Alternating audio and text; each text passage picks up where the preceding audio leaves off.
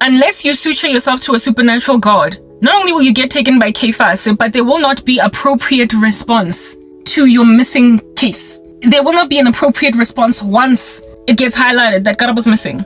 There will not be appropriate reaction to the devastation that's slapping you. There is inappropriate reaction even to your tears when you have just been accosted, when you are bereft and you mourn in a police station or at the hospital or at the gate with the security guards because something again traumatizing has happened, like somebody has hit your window with a brick and now you're at the security guard station at your complex. These are all the experiences that I've had. You are now at the security guard post and you are just bawling your eyes out, crying because you're frantic, you're frenetic, you're freaked out. You will be told by people around, stop crying. This is not the place for that. That's the black girl's issue. We out here, Simanzi from rape, crying at the police station, and the police are like, relax, this is the police station. This is not a time to cry. That's how black girls are responded to when we are in distress. You be out here crying because your child is missing. You're throwing your toys out the cot, you're worried. And there is no compassion. There's nobody saying they're there on your shoulder. They're just telling you, I need to take down the details of your case. Calm down. This is no place to cry. So you are told in to swallow inyembezi zakho as a black girl. While they formulate a case, you are devastated and you're told, I have had this happen to me in the season of suffering. I don't know how many times. Where it is that I was frantic, because of something just really freaking shocking that had just happened. And I was told by everyone around, black people, white people alike, that shut up, your tears are irritating me, you are loud. You are loud. And you just had to go and sucker down and basically cry in a corner, endure your PTSD by yourself and comfort yourself. That's why black girls hold their tears in. That's why the whole angry black woman thing even happens. When as a woman being an emotional being, we are all made in the image of God. There is neither Jew nor Gentile and no slave, no free. There's no black and white in Christ. All are one in Christ. The Lord has made us equal in essence, however different in function. And so if we're all the same as women, we all tend to react a particular way to, external stimuli.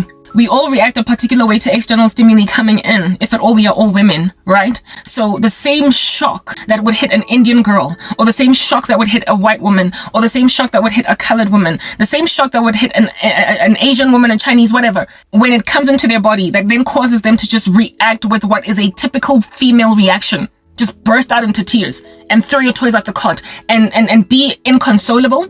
That which happens to women naturally, because we're all built in the image of God. We operate similarly as sexes. Our skin color is irrelevant. The way that women react to stimuli is exactly the same across races. But the response to our pain as black girls is so freaking apathetic. It is so nonchalant, so la-di-da. It's like we're not even human. It's like we're not even human. We are not allowed to scream when there is a painful stimuli coming into the body without being viewed as dramatic and drama queen throwing toys out the cot. We cannot cry when we've been raped and scratched without being told by the police where we are reporting a freaking case that calm down. This is not the place to cry. Police, or let me rather say public servants, work with frazzled men and women on the daily. They work with the civilization, the population of a country, who all have a myriad of problems. So therefore, you cannot be a public servant. Do you understand what I'm saying? And not have enough compassion to say to a crying woman, ma'am, I know that you're in a lot of pain, but I need you to calm down so I can gauge what you're saying and so I can write down your case so that we can get the details. There's basically a way to get a person to stop sobbing so much and stop being frantic. And if you're going to be put in a position as public servant, you have got to be trained that. But that's not presently happening, is it? For black women in particular. This is a black woman issue where it is that if you throw your toys out the cot at a police station, you will be told, shut up, this is not the environment for that. But if a white woman were to do the same thing at Douglasdale police station, or even an Indian woman do the same thing at Sandton police station, they would be told, ma'am, calm down, please relax, we need to take your case, let's get your details, what's going on. And not only are the police going to be more appropriately responsive, or the nurses at the hospital more appropriately responsive, so too will this individual woman be likely encircled by family that is also comforting her, just like a plethora of individuals that have their back. When then there is all this comfort around them, this person feels acknowledged, known, and so they immediately start to walk in recovery. They can actually heal from the trauma that slapped them, that caused them to throw their toys off the cot that way, because people actually care that they're in pain. They are seen. But the pain of the black girl, she's made to just swallow it. It is a tough pill. She is made to be like, Gunjalo nje. She's made to believe that it's just like that. That's just the way that the world is. Nothing is fair. So every man for himself. When no, I'm sorry, it's not like that for other women. It is not like that for other women. When the world has no regard for you, when the world does not care, and it's just a thing, like, you know, with black girls, we are just told ukuthi deal gunjalo in the black community. And while I agree ukuthi deal gunjalo in the black community, the Bible says that cast your burdens upon the Lord, for he cares for you. Cast your burdens on the Lord, for he cares.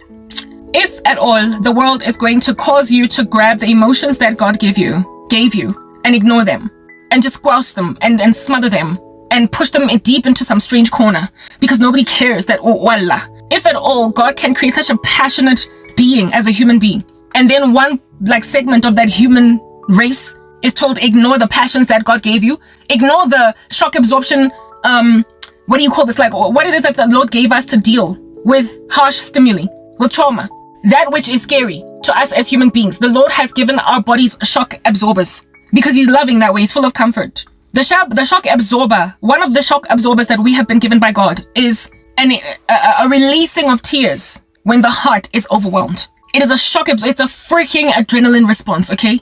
A releasing of tears. These fluids, when they come out of your face, of your body, there is a recovery process that is happening that is basically one step closer to your final healing. And if you are told to just swallow those tears, you will stew and you will brew and you will ruminate on this thing without being able to appropriately respond, and the reaction will be anger and withdrawal and bitterness. And basically you will then walk in what is the typical eventuality of the black woman, angry black woman, who also does what? When a person is unloved, when a person is not appropriately responded to, when they are suffering, they will refuse, just out of spite, to award that love to anybody else. They feel like nobody loves me, so they will in and of themselves stop appropriately responding to the pain of others. So if they're mothers, they will not love their children as these children need to be loved. If they are friends, they will not appropriately respond to their girls' pain and sorrow. Essentially, there is just a manufacturing of a freaking general homeostatic apathy in the black community. It is the manufacture of apathy against the black girls' cause. It is ignoring of black women by black women, and the ignoring of black women by black men, and of course then the ignoring of black women by everybody else here on earth. Now, when you are done dirty and you can't cry about it, that says that nobody's here to comfort you. It also basically comprehensively throws out of the water any right to recourse. Basically the comeuppance or the justice of your enemies. That the person that put you in a position to be that pained, the person that put you in a position to be that afflicted, the likelihood that you are going to get enabled to bring them to book by this apathetic conglomerate of onlookers to your circumstance is slim to none. And when then, over and above your pain being ignored, you also have got no rights to recourse. Where you gonna go, black girl, where? Please, somebody tell us, sister. Y'all need a supernatural God to literally whammy with 5-finger wankutla. Black women, you need a supernatural God to kick racha on the chest. Labantu abakuhlukumezayo. You need to feel loved and you need to feel catered to.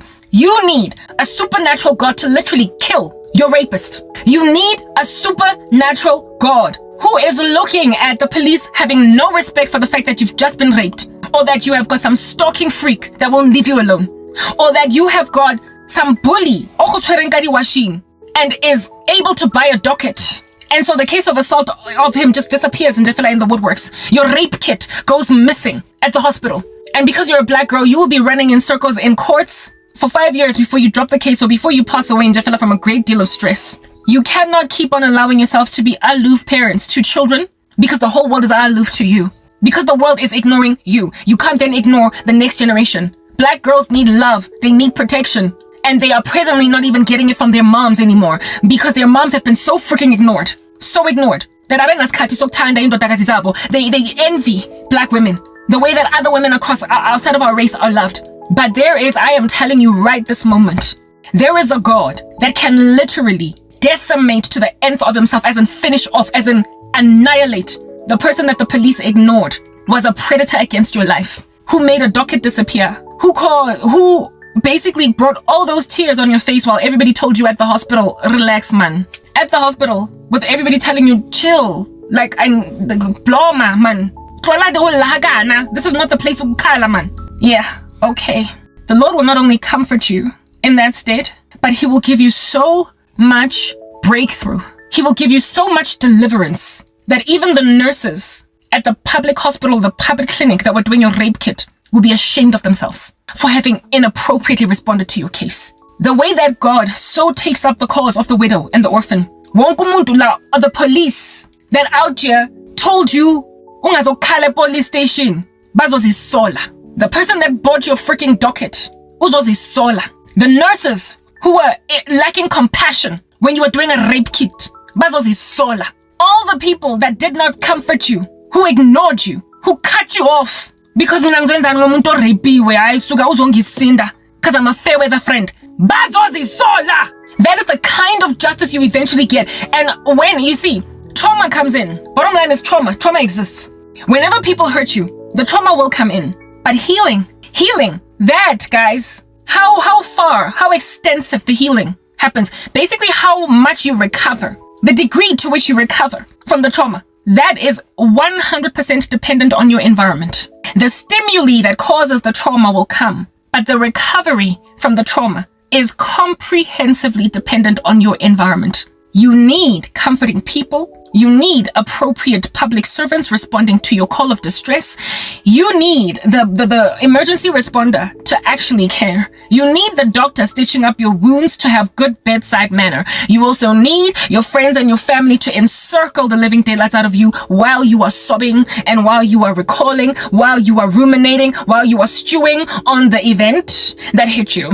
You need the therapist to care. You need the people at your offices when you come back to work after a traumatizing incident that left you in the hospital to have a whole bunch of balloons saying welcome back. You need society to say there. That is how a person heals. Offenses will come in society. People will get slapped for nothing in the street. You will get hijacked. You will be held at gunpoint and have your phone stolen. You will get raped. You get my point. Basically, whatever it is that is a harsh external event that could happen to you, that will happen. This is the earth. God will gives us shock absorbers to initially, in the very beginning of sorrow, cry, break out into tears. That's the first healing process. It's biological, it's physiological. The black girl, from the initial reaction, the physiological reaction, the tears, is told shut up. And then she is encircled by a bunch of apathetic no-brainers that are telling her, and we need to be practical. We are recording your case and we are going to deal with it as we deal with it. Just, Njefela, wait for us to fix this. While she is in this Antarctic cold environment where she is stewing on what happened with nobody saying, there. And that's the thing, given that there's no healing coming, there's no comfort in the extenuating environment, given that the environment is not comforting of her, there is no healing happening. And when a person does not heal, it is not a scar that forms on that open wound. It is a gangrene, a sepsis, a necrotizing fasciitis. It is something that is spreading in the bloodstream that will eventually kill that person. It does not matter if it takes a year, 2, 10, 20 years, but the black woman's personality change all throughout her life is so freaking drastic in comparison to other races. Like, this woman in her 20s is a particular way, and by the time she is in her 40s, she is completely transformed because of the flagrant disregard of black women. Black girls, you could say, it is what it is. But what the heck? What I want is a bullet in the brain of the guy that raped me. What I want is orange for the rest of his life, and the life of the dude Ongjonjele. Imaliam yonke. What I want is lechirling shaying in Pama, this like little freak of a woman that whammed me, Kampama, and I got a blue eye. I need that woman to to be met with something so voluptuously, like recovering of me and finishing off and neutralizing of her, that agazongi bihlisa kanjena again, that she will never, like, she will think twice next time she wants to come as on Karabo ebusweni.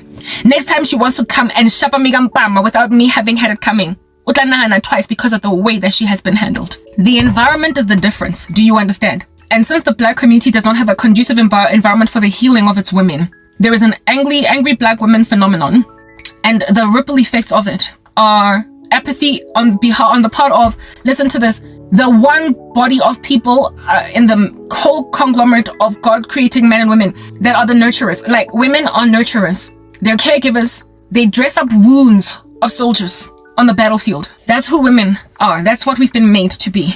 And when then you grab a nurturer and you ignore her tears, what incentive does she have to freaking nurture? What incentive does she have to dress the wounds of broken soldiers? What incentive does she have to put bandages anyway? What incentive does she have to worry about a girl child that has not come home for hours? What incentive does she have to use her intuition to gauge that my daughter's in danger? My son, something's wrong. I can beg. You women are the ones that can pick up. Their intuition shuts down, and so too does their nurturing shut down. And that is such a powerful preventative force on earth. It is so preventative. It is so staying of disaster that when it is gone, black men and women and children will start to die in a genocidal type fashion, dropping like dominoes, because black women are just like, I'm sorry, that I can pick up that something's wrong, because nobody cares when there's something wrong with me. They will disregard the cause of a teenage girl overvayang koskolong. Just some teacher. To her, it's like, you're paranoid, man. Like, you can tell, like, a woman's intuition is so poignant that it can prevent disaster from happening just because she thought that something's up. The moment her child is in danger, something's wrong. The moment her husband is in harm's way, something's wrong. Or when her husband wants to leave the house to go and have some strange meeting in the night with what he calls a business partner, the wife can be like, John, something akambegi lana, it doesn't give. And if at all she is hearkened to by a responsible John who listens to his wife, this dude will sit down at Jardin and not go to that meeting, only to find out the next day that a fight broke out and 3 people passed away because Ipam was a kichiwe. There was a gunfight and 4 people passed away. 5 are in hospital and others have ran off. This man will then be like, I am so grateful that business deal that I was trying to seal at 9 p.m. at night that you stopped me from going to, I'm glad that you did that. Because if it wasn't for you, I'd be either one of the dead bodies or one of the injured.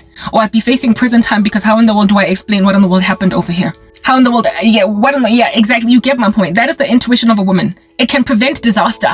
Do you understand what I'm saying? And it can also recover or heal once disaster has happened. We are nurturers. And so when you don't nurture the nurturers, your whole freaking community falls apart. And that is the defeatism of the black community over there. I keep speaking about it time and time again. Black men, all of these bones that you have to pick with black women, you are cursing yourselves. You are cursing the very thing that when we are healthy, we walk in, we glide in it. We take care of your children and of you. We take care of the whole community. We have the backs of everybody. But you are exsanguinating this out of the room. But the thing, Manjimina, that I'm talking about at this present juncture is there's black women, these black men, and also the rest of the world. I mean, if something has just not worked all this time, if you will come up with all these caucuses and these meetings and you will speak and come up with YouTube channels where you have made yourself a life coach and trying to train women on how to basically cater to your needs because ain't nobody coming for you, while they meanwhile, bottom line is, apart from there being any real, true right to recourse, you will never recover, because righteous indignation is a thing in the bones of humanity. The Lord made us hard. He made it impossible or difficult for us to write out injustice. Like whenever things are just not working out, whenever things fall apart, whenever something is obviously unjust, the human being will ruminate, they will stew on it, they will struggle to let stuff go. And that is from God, because God himself is just. It's written in his word that he hates unequal scales. Right? He hates unequal scales, so he straightens them. He hates the condemnation of the righteous and the acquittal of the wicked. So God has given us a sense of justice within. And just like him, when stuff is not straight, as pumuli, we can't. So you can't just advise people that, hey, black girls, just detach yourself, remove, because bottom line is your righteous indignation will still stew. It'll still brew, and it'll make out of you an unloving, uncaring, apathetic mom to your daughter. What you need is a supernatural being that's going to give you a justice that nobody cares to give you, in a way that's going to be so satisfying. The Bible says vengeance is of the Lord. In a way that's going to be so satisfying that, like I said, everybody that was apathetic and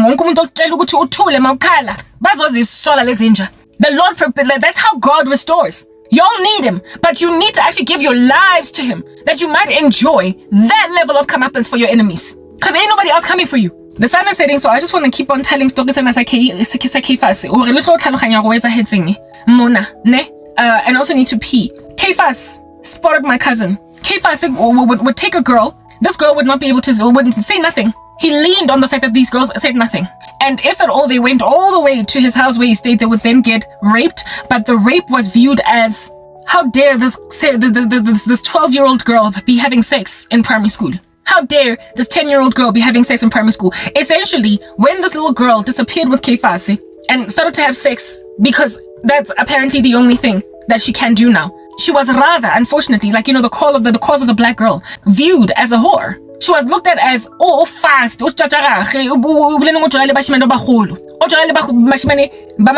when you are busy dating igenza in the community, willingly, however, consensually, you tend to get viewed by the community as taking it fast. Like everybody looks at you like, fast, okay, judge, you are papa, okay, harlot, all over. So a man that everybody knows right, that's because Mbali's like that. Mbali orata magenza because of fast. When you consensually date such a bad man, you're looked at as fast. But these girls didn't consent. However, remember, he would coerce them. Twist them, and then these girls would be like, fine, and then they would appear to gladly walk with him, go where he stays. And then I'll just start having a sexual life with some 15, 16-year-old boy as a 12, 11-year-old girl.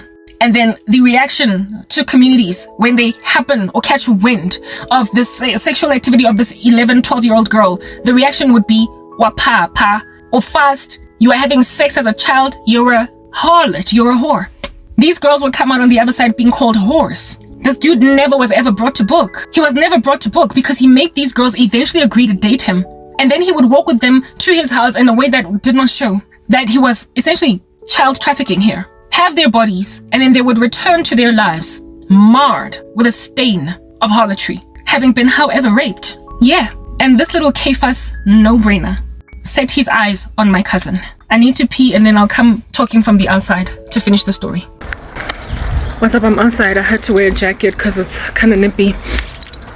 There's a cold front that came from KwaZulu-Natal recently, so it's still kind of simmering down. Yeah, the cold front of which, by the snow that was in KZN, judgment, yet more judgment, because we don't generally get that kind of weather in South Africa. Spring, that's when we got it. And you think that this year is not over, the world is not coming to a blistering halt? Anyway, whatever. Let me continue to tell the story. Sakefa said this little bugger set his eyes on my cousin. All right, we are 10, 11, no, we were not in grade 2, grade 3. How old is a grade, like even under 10? We were under 10 years old, but this, I told you that my cousin looked older than her age. Not that Kefas cared, because Unanzali busy hovering around primary school anyway, right? So he liked them young. Yeah, anyway, here is this freak looking at my cousin like that. And I told you guys that the process, ya Kefas, is such that you'll be walking in the street with your cousins, your sisters, your friends. The guy already had a reputation for doing this, right? Already, like the stunts that he was pulling in the primary school gave him a reputation. He was spoken of as Mabonu Kefas. Okay, so you can understand how bad the situation was with Kefas. Ne? Girls used to basically stake out before school was over the fence, yaskolo, to see Urogo guy, because he would hide himself in conspicuous spots. He would wait outside of the school, but not so close to the outside of the school that teachers would see him. He used to actively avoid adults. Anybody grown up, he was trying to exploit kids. That's what Kefas was about, okay? Very well, so he would stake out the periphery of the school and because it was a school in the Kasi. You all know how it is. Government, even though we are a black country with a black government, they don't care to basically cater. The street has got all these bins, and I hate the way that these bins smell. Let's go in that direction where there's barely any bins. Anyway, yeah, so basically the building infrastructure, the architectural integrity of our schools was low-key lackluster, and whenever there were things that would fall apart, these are government schools, right? Whenever things would fall apart, they wouldn't get fixed for like months and under the years. Like, yeah, stuff would just be left dangling, hanging, stuff like that. I'm sorry for the wind. Yeah, stuff would just be left dangling and hanging and dangling some more. So if at all there were perforations in the gate because of thieves or whatever coming in at night to rob the school, those holes would just stay there for like a year or two without being corrected. So the school had mimbobo on the fences. Like, it was one of those, you know, those the wired fences, man, that have got that square thing going down. Yeah, those kinds of fences. That kind of fence was a fence that was encircling the school, and it had perforations in it. There were holes that people with pliers and whatnot, you know, opened it and they just kind of left, like, yeah, and it was just left like that. So sometimes school kids used to take it double up using those holes. Like, they were kids, so they were tiny, they could fit into those holes. They would take them a double up to go home instead of using the main gate. Yeah, the school, they would use that hole in the fences, those holes in the fences in the school to go home. So on days when things were innocuous, those were used for that. But Kefas became such a terrorist to us all, especially girls. Not even especially, largely girls. And the little boys couldn't stand for us, type thing. That Mimboboele, that thieves basically broke into the fence at school, became a way to escape this threat on our lives. Ukupuma out of ijarati, Nyemboboye fence of school, and even if it's a long drive, guys, even if it's not a shortcut but a longer route to get home, nonetheless it was getting taken. This dude was such a terrorist to us all that not only would girls after school or close to after school stake out these fences to see Murekefas and his boys, they were not hovering around the school every day.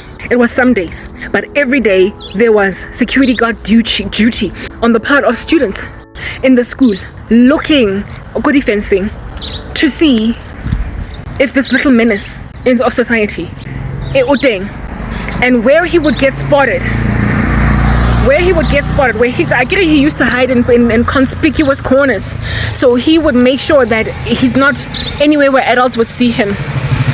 He therefore tended to be either like just a little bit down the road from where the main gate of the school was, or all the way around at the back. So we would stake out the whole periphery to see guy, and wherever he was, the hole on the opposite side of the school would get used. The hole in the fence on the opposite side would get used. That's how those girls who escaped him, who fled from him, that's how those girls who were wise fled from Kefas. First and foremost, it was well known that yellow bone, little girls that were light in complexion, and then secondly, he would cajole them, he would force them to date him. He used to force girls to agree to be his girlfriend, right? They knew that was a thing. It became so prolific, this problem, that it became a rumor that spread in the school that there is this guy that's doing this thing, and it's just challenging because of the fact that nobody was coming for us. As little kids, we didn't have parents that were always parked outside of the house, outside of the school, after school, to basically protect us from this. We were all on our own. We didn't have teachers, we had no one. We did not have high school kids because there was no high school nearby. Not close enough anyway. We didn't have whoever could protect us from this thing. It was just us, all by our lonesome. So we would, and the school was a mixed school. It was not just girls, right? Stake out the periphery. Where we would spot Kefas at, we would use the opposite hole. And then the guy was so destructive, guys, that we would then run home. Not just walk, enjoying ourselves. Not how kids walk, playing around, kicking stones, and then by drawing things on the floor. Just being kids. We stopped being kids. And we started to literally, this is okay, 1, 2, 3, look around, and then run. The run is not bad, really. Now that I think about it, it wasn't too far from home. But for kids, it was long because we were young, we were little, our legs were small, were little. It was too much of a distance to be running away from such a fast teenage boy. He would have caught up with us, so we would run home. And that's the thing that was happening with many girls in the school, because Kefase had a reputation for, even if he did not catch you just outside of the school gate or the school fence or the school premises, as you are walking home, the 1 or 2 kilometers that you are going to be walking to get home, actually there, halfway, basically find you halfway on your way home. So you're already some distance away from the school and some distance away from your home where you stay. So it was never safe anywhere.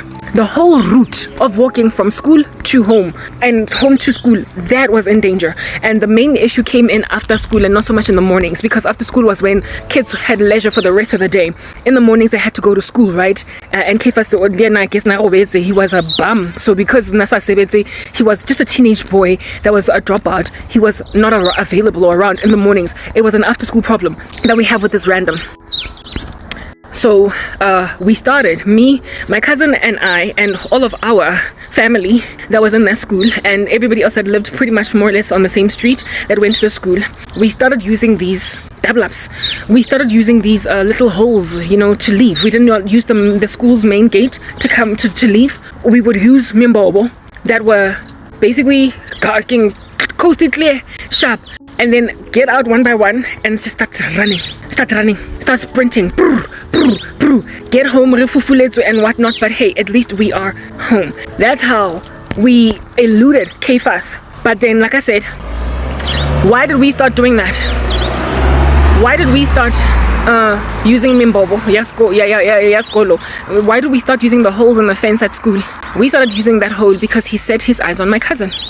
And one day when my cousin was getting out of school, Kefase grabbed her and was like, hello, nice, nyaktanda, unjani, wada. And we stood there and watched this guy that had this prolific, messy reputation, this scary little teenage boy and his boys, and we knew what was going on straight away. We knew. We stood there and we waited for my cousin, for Kefas to finish with her. She was also forced to be with him, to basically say, yes, fine, I'll be your girl. She never got to a point of being her hand being twisted with her screaming on the street, because we knew this guy was forced to be my girlfriend or else.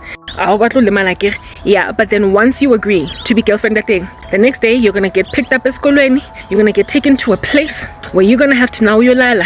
Ninja, at just the age of, my cousin might have looked older than her age, but she was only in grade 3 or 2. Okay, she was basically an infant. She might as well have been born yesterday. Do you understand? We were dealing with a case, a bad on our hands, or a rape. Thankfully, we thought on our feet. My cousin, we all go home, and we are all like, Kefase is busy looking at, let's say my cousin's name was Lerato. Kefase is busy looking at Lerato. What are we gonna do? Tina, as black kids, the sad thing about black children, okay, is that even when they're being harassed or abused, they don't raise it, because we get yelled at for everything. We get yelled at for breaking a plate by mistake when you're washing the dishes. You get yelled at. A child is always wrong. We are guilty by mere virtue of being kids. That's the way that it is with kids, right? With black kids. Our parents I remember there was one time this one kid from next door that painted my skirt with pente from Kohabona. I went and I cried to my mom, and she treated me like every man for himself. Please, leave me alone. No rebuke of those who hurt us, right? And no sense of comfort for the child in question that has got something that is disturbing them. Our parents don't pay mind to our whims, right? Like little quirks, whatever it is that is an issue that we have as kids. Our parents have been andaba, guys. As black kids, we are told to suck it up, man. Be strong. Girl, be strong. Be strong. You know what I mean? You're strong. How will complain that? Be strong. Everything is just be strong. That's how it is that with black kids. Our parents hate comforting us. They hate listening to us cry and complain about whatever is afflicting us. the most dangerous thing that you can ever do with a child. Yes, every so often they throw their toys out the cot because they want attention, but sometimes the situation is serious. You need to find a balance, strike a balance between ignoring a kid because white cancer, or really like putting your ear on the ground, you know what I mean, to listen to what is going on here. But in the black community, it's just a ubiquitous, it's probably nothing much until Lomuntu has been raped, until this person has been kidnapped, until like they basically wait for things to go too far. It's what I'm getting at. And imagine when you ignore a child long enough, when a child cries or screams, like it's like black parents want you to have an open, gushing with blood wound before they'll take you to the hospital. They want you to basically be fainted on the floor, unconscious, or spazzing with an epileptic fit on the floor before they will call the medics. Before they'll call the medic. Like, I have got a scar about the size of a 5 rand coin on my leg. And I got concussed and I was unconscious for a few minutes. This bicycle of which then pierced my leg, creating a gargantuan scar. Like, what do you call this? Mafura was sticking out of that wound. I was not taken to a clinic. I was not taken to a hospital to get stitches to of course minimize the size of the scar. I was bleeding. My leg was bleeding profusely. This thing out of the bicycle went into my leg. It could have cut an artery. There was just so much blood. It was literally pouring down my leg. I was supposed to be rushed to hospital, but instead they went and they squeezed the fat back into my leg, put a bandage around it, and today I've got this gargantuan scar that I personally on my leg that I personally, before I lost everything, had plans to get it revised. I wanted to get that scar revised and made smaller, like just one little stitch instead of like this heart-shaped 5 rand size coin. What I'm trying to explain is that in the black community, we don't appropriately get responded to. We do not appropriately get responded to. That situation needed a casualty, but for me, given that I was concussed, I was on the floor unconscious for a few minutes before I came back again, because Lomuntu hit me from the back. I was a small child. I flew, landed on the ground, and his bicycle thing, after he sort of kind of stopped by me, then went on right ahead to stab my leg. And I was not flown. I was not like rushed to hospital. I mean, somebody with a car in the community could have totally stepped up, but that was just too much work. That's the way that it is in the black community. Like I said, minimum response to very dire situations. They don't appropriately react. So if at all something like a cut in the body, that where you can see actual blood flowing down a leg, is responded to that minimally, how much more something that is a hearsay? How much more something that is a psychological issue? How much more something that is yet to produce a concussed child on the floor after a bicycle accident? So my cousin, basically, her issue, we imagined was going to be regarded or viewed as, if we reported it, we imagined that it was going to be viewed as fight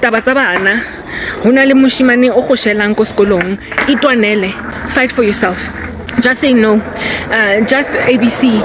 Yeah, basically just a very inappropriate response to a very dire strait. So because of our historical experience with being responded to, but with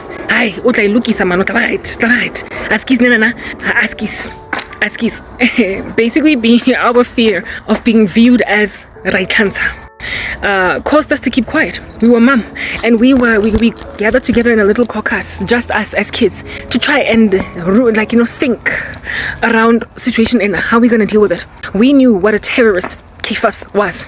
We knew how ridiculous he was. We knew what he was doing to girls. We knew that nobody could say no, but we did not think that it would cause our grandmother or her dad and mom, her parents, anybody's parents. We did not imagine that these people would appropriately respond, because they never did before then. We just we're told to resolve your own issues. If a boy pushes you, be strong. If they paint your skirt with paint, just deal. Yeah, that's how we took the issue, right? So long story short, even the negligence of black children, black girls, is such that sometimes they don't even report something very serious in the room, and they try to fix it by themselves. with such that by the time they disappear, by the time they are dead, after they've passed away from gender-based violence, there would have been so many glaring red flags and so many attempts by this woman to self-rescue, to self-medicate essentially against a pervert, a stalker or whatever, that black people be out here asking, but why didn't you come sooner? Why this, why that, why what a fish place? Shut up, you were negligent initially, so much so, you were so ridiculously negligent that I did not think that you would actually care to protect me in the climate of this like threat that was facing me. Or she's been raped or whatever. That's the problem in the black community. Like, probably again, guys, I don't even know why because I feel like I was the best woman to have them, because I could have really catered to the needs of a black girl in a way that will show you what happens in the life of a black girl when you cultivate her gifting and when you listen to her, when you put your ear on the ground, and every last temper tantrum that they throw, you don't just throw it out the window as well as Hlongwane, but you actually try to see what is the root cause. I feel as if though I would have been an excellent mom. But anyway, here it is that I am at 40 with no children, and I am being sought after by licentious men that are like Kefas. Y'all know where I'm getting with this. Let's get analogies, but I want you to understand what is the thing that cures a land from Kefas, where this hovering pervert in the environment of little girls that he knows no one is coming for, because what's about how the community around that little girl, those little girls tend to be, because of the knowledge of Kefas, of the general apathy of the black community around black girls, the way that these men are just having a circus field day is out of this world. Like, we are being killed. Like, some of the most viable, most beautiful, most gifted women in the black community are just thrown away. See, I last one like toilet paper down a toilet and flushed. We are wasted, like squandered. Do you understand what I'm saying? We are just wasted. Our talents, our gifts, our suite of anything, like every girthy thing that we have to offer, even in it just gets thrown away. And when then one of us just goes missing, and this individual was jam-packed with a plethora, a suite of giftedness, they don't even see it as just like a mammoth travesty, like a severe loss. Like when a doctor like Unandipa Makudu Mane goes and helps a fugitive like Thabo Bester and destroys therefore yonke career yake, the sense of loss of the travesty that has happened to a black woman, it's not appropriately thick. It's not big enough. There is not a big enough devastation. There is not a big enough devastation to the loss of black giftedness, black talent in the streets, especially when it's black women. Unandipa case yake, I have spoken about it time and time again. It is so obvious that this dude was using witchcraft on this woman, pulled her like a puppet on a string, because her decisions were uncharacteristic for somebody so smart. She had her own children, and yet she could not stop. Not only but the ninja that she besukat also had raped and killed women. And she is a woman, a doctor, do no harm. And here it is that a doctor that has signed a Hippocratic oath, that entered into a profession where she is taking care of people. Do you understand what I'm saying? Nonetheless could out here leave her whole entire life behind, children and a husband, in order to cater to the needs of a gangster, a criminal that had a history of sexual harassment against women and murder. He was a gender-based violence man. He was a killer of women. Nandipa was out of her mind in a way that is so freaking obvious. It is witchcraft in the worst way. And when such travesties as these happen to people, to black women, there isn't sufficient uproar concerning the destruction of a perfectly viable woman. They go for the best girls in the room, the best of our women, and then they lay them waste and make them do some of the dumbest things under heaven. Make them settle for or accommodate some of the most wicked men under heaven. Literally sitting down as a whole fully fleshed doctor with a rapist and a murderer, and nobody's out here calling out the witchcraft epidemic in this country for what it is. Lenjale, that is Thabo Bester, was not only able to commit crimes while in prison, but he was also obviously paying some spiritist to keep Nandipa in a trance.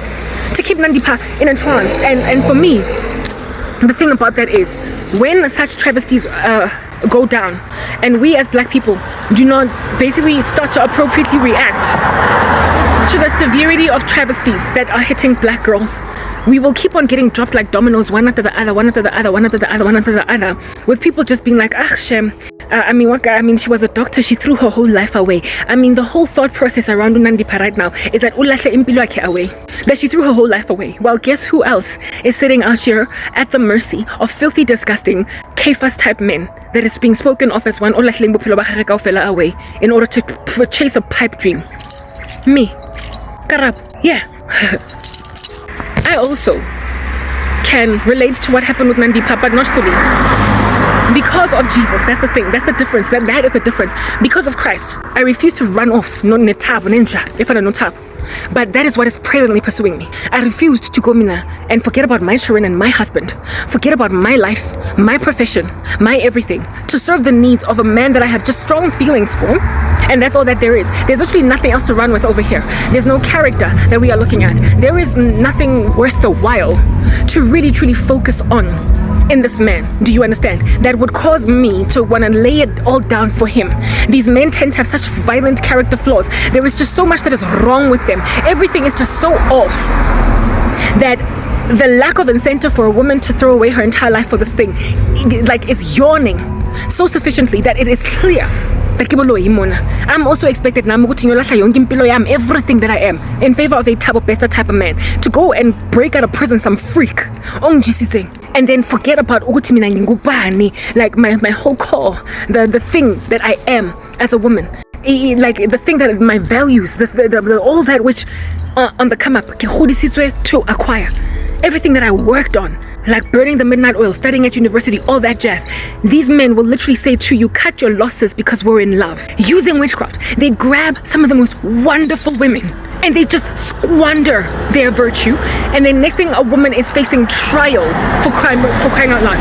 Next thing, she's got a criminal record because she was out there helping some freak that she told herself, I love him too much. This is Romeo and Juliet, and I will do anything for my man. She's been spiritually manipulated. Kesi Nandipa, the Thabo Bester, is exactly that thing. And I am being sought after to be Unandipa. But you see, that's the thing. The difference between me and Nandipa is Jesus. Who in the world is going to rescue you from freaking Kefas? Who, as a black woman, is going to have your back so much that Kefas also because nobody else is coming through for us. Nandipa's dad as well. Her parents, just like it. Why in the world a man that went to prison for for rape and murder of women? That's what Thabo Bester went to prison for the first time. Why when, isn't that what thing, would you receive a malobola from a man like that over your daughter? Like, where is the love? The only thing that Thabo Bester flailed in the face of Nandipa's dad was money. It did not, he did not care to say, over my dead body ngizolwa, you are not going to get umtanam. Awuzomthola ngoba ungumdlo wenguli, uyabulala, and you want to take eyami indodakazi. Where was sense in this black man's heart and mind? Where? What I'm getting at is that there is just such inappropriate reaction to black girls that absent of, like I said, nobody's coming for you, ladies, and you know that. Nobody is coming for you. Nobody is going to have your back. Nobody is going to cater to your need. Nobody. Nobody's actually really truly looking out for your best interests. Nobody is going to actually take a bullet for you. No one. And when then you have a dad that's willing to basically allow for your own self-sabotage, a dad that's not going to stand in the way of a rapist and a murderer from marrying you, when you don't have sufficient protections, you are on your own. You are. As a woman, you are entirely on your own. And if you are on your own, it means black girls, in comparison to literally every other demographic of women out there, you have a responsibility to be a lot more mature with your future. You have a responsibility to not just run with the whims of what people expect of you. You have got a responsibility to self-cover, protect. You, as women, have to see something for what it is. Inja, that's been sitting in prison, properly out here, gathering dust for years, that has been taking some of the best things, however, having not even worked, in order to earn them. Now you've got these strange, strong feelings for him. You've got a responsibility to basically tabulate, put down on a piece of paper what you expect out of a situation and what this person is offering. See the disparities. See the differences between you and what you want and what they are happy to offer or what they are able to offer. And when then when the disparities are too gargantuan, just get out and see. Just the fact that you're even considering being with Njahe is ridiculous. you as black women have to be wise enough to basically snap yourselves out of something that obviously does not make sense, given that nobody else is coming for you. Let me go inside, seeing as it's gotten so dark now.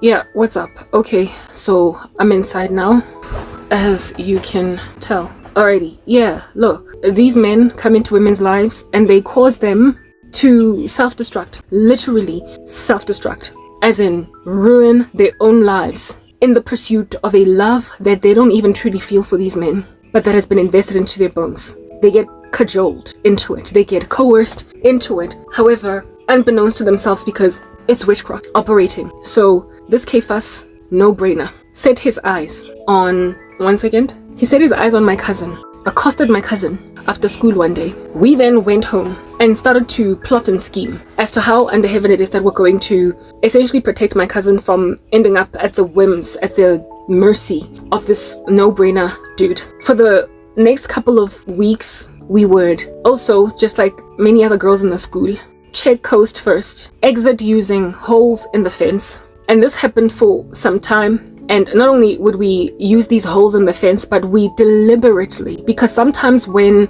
the guy was not outside of the school in the periphery, he was down the road somewhere, basically down the road from where it is that he generally would chill, because he was on this particular day not feeling particularly rapey. So he would not be around the school, but just hanging out with his boys in some other part of the Gussie. And we knew where he largely hung out, where he largely sat and just gathered dust the whole day, right? Now, the path, the route where it is that he used to chill with his boys was the shortest route to get home to us. The school was on the same road as where we stayed, just further down. So all we needed to do was walk one straight line from A to B and from B to A every single day. That's how it was. Same street. Our school was here. We stayed here. This is, of course, the path of walking that was the most pragmatic, the most practical. If I tell you, for weeks on end, this menace to society caused me and my cousins to walk like that around Soweto. We lived in Tladi, Soweto.